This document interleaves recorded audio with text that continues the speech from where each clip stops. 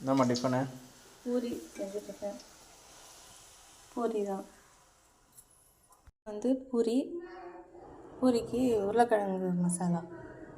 இது உருளைக்கிழங்கு மசாலா நான் எப்படி செஞ்சேன்னா, 2 உருளைக்கிழங்கு போட்டேன், 4 வெங்காயம், 1 தக்காளி, பச்சை மிளகாய் எல்லாத்தையும் போட்டு நல்லா வெங்காயம், தக்காளி, பச்சை மிளகாய் எல்லாம் போட்டு நல்லா வதக்கிட்டு, வெங்காயம் கண்ணாடி பதம் வர அளவுக்கு வதங்கினதுக்கப்புறம் மஞ்சத்தூள், கொஞ்சமாக உப்பு போட்டு இந்த உருளைக்கிழங்கு தூள் பண்ணி போட்டு நல்லா கலந்துட்டு கொஞ்சம் தாராளமாக தண்ணி ஊற்றி உப்பு போட்டு கொதிக்க வச்சிட்டோம்னா, அது கொஞ்சம் தண்ணியாக இருந்துச்சுன்னா நம்ம 1 ஸ்பூன் இறக்குற நேரத்தில் 1 ஸ்பூன் கோதுமை மாவு கரைச்சி ஊற்றினா திக்காக இருக்கும்.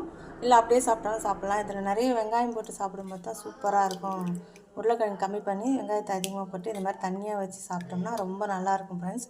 நீங்களும் இது மாதிரி செஞ்சு சாப்பிட்டு பார்த்துட்டு எப்படி இருந்துச்சுன்னு கமெண்ட்டில் சொல்லுங்கள். நீங்கள் எப்படி செய்வீங்கன்னு சொல்லுங்கள் ஃப்ரெண்ட்ஸ். தேங்க்யூ.